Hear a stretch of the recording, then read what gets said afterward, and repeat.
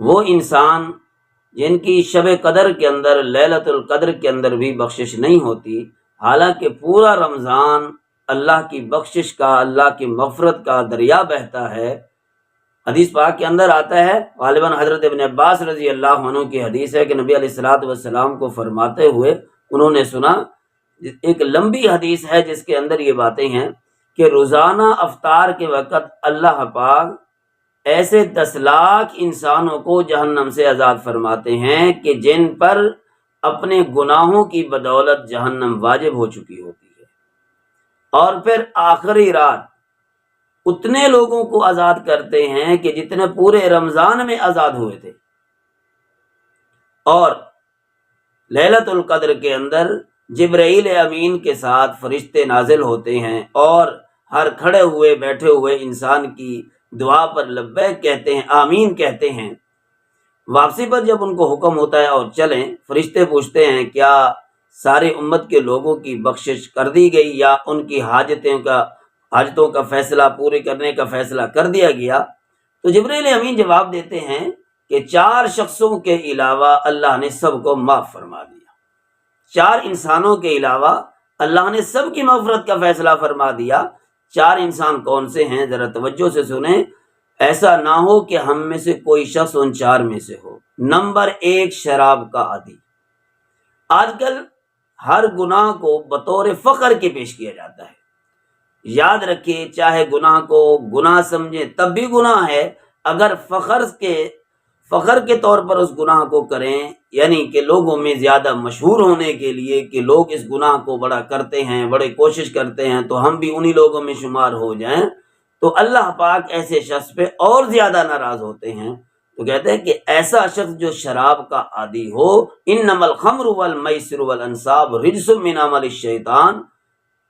یہ شراب جو ہے تمام برائیوں کی جڑ ہے، کیونکہ شراب کی وجہ سے انسان اپنے آپ میں ہوتا نہیں ہے، اس کا دماغ اپنے قبضے میں، کنٹرول میں نہیں ہوتا، جس کی وجہ سے وہ ہزلیات بکتا ہے، فضولیات بکتا ہے، بکواسات کرتا ہے، گالیاں دیتا ہے، جو کچھ منہ میں آتا ہے وہ کہتا ہے۔ تو ایسے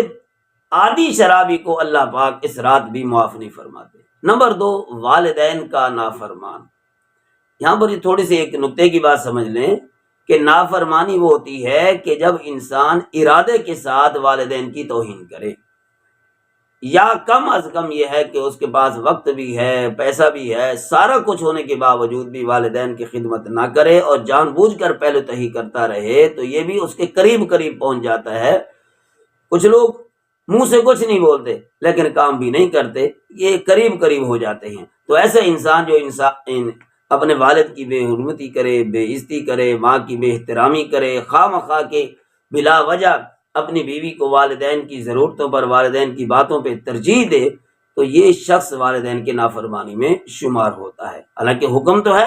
وَإِن جَاهَدَاكَ عَلَىٰ أَن تُشْرِكَ بِمَا لَيْسَ لَكَ بِهِ عِلْمٌ فَلَا تُطِعْهُمَا وَصَاحِبْهُمَا فِي الدُّنْيَا مَعْرُوفًا۔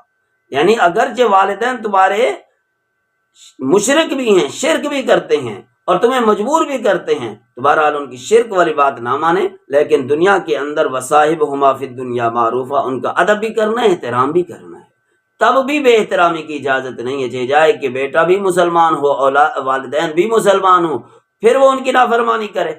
تو ایسا شخص نافرمانی کے زمرے میں آئے گا، اور لیلۃ القدر میں ایسے انسان کی بھی بخشش نہیں ہوتی۔ نمبر 3، خواہ مخواہ کے تعلقات کو ختم کرنے والا۔ کسی آدمی کا وہ کانفیڈنس ہائی لیول کا ہوتا ہے اور ضد، اناد، دشمنی، مخالفت کو ایسا طول دیتا ہے کہ مخالفت کسی سے ہوئی نہیں ہے اور پھر ساری زندگی اس کے اوپر اڑا نہیں ہے۔ مردوں میں بھی ایسے بکثرت مل جاتے ہیں، عورتوں میں بھی ایسی بکثرت مل جاتی ہیں کہ جن کے ساتھ ایک آدھ مرتبہ کوئی معاملہ ہوا، پھر ساری زندگی انہوں نے کھینچ رکھا اس کو۔ حالانکہ جھگڑوں کے اندر کبھی وراثت اچھی نہیں لگتی کہ خود کے ساتھ کسی کا جھگڑا ہوا یا خود ہی کسی کے ساتھ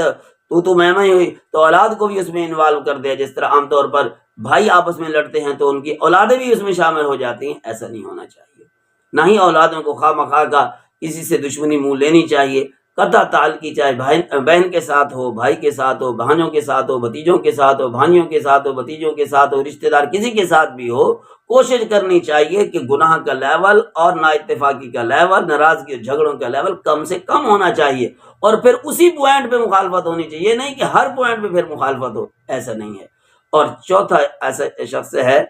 کہ جس کے دل میں کینہ ہو، حسد رکھتا ہے، بغض رکھتا ہے، جلتا رہتا ہے، چاہے وہ عورت ہے یا مرد ہے، کسی کا رشتہ ہو گیا تو کیوں ہوا، اس کو توڑنے کی کوشش کرنا، خواہ مخواہ کا مخالفت مول لینا، دشمنی مول لینا، تو جلتے رہنا، اس کو من شر حاسد اذا حسد، چاہے میرے پاس یہ چیز آئے نہ آئے، اس کے پاس نہ رہے، یہ ہمارا محتاج بنتا رہے، یہ ہمارے ہر وقت پاؤں چاٹتا رہے، یہ ہمارے ہر وقت ہمارے او بھگت کرتا رہے، یہ کبھی ابھرے نہیں۔ اس طرح کہتے ہیں نا بابا 100 سال جیو لیکن ہم سے اوپر کبھی نہیں ہونا، تو یہ کسی کو خواہ مخواہ کا ایک ویر ہوتا ہے کہ کوئی آدمی ہم سے اوپر نہ ہونا، ترقی کرے، نہ ہی کوئی آدمی اس کے ساتھ او بھگت کرتا ہوا نظر آئے، ہر آدمی اس کو ڈی ویلیو کرنے کی کوشش کرے، تو یہ ایسا آدمی بھی لیلۃ القدر میں بخشش کے قابل نہیں ہوتا۔ تو بہرحال ایسی کوشش کریں کہ ہم کم از کم ان 4 آدمیوں میں سے نہ ہوں، پھر ہمیں اللہ کی طرف سے بخشش کی قوی امید ہے۔ اللہ پاک عمل کی توفیق عطا فرمائے۔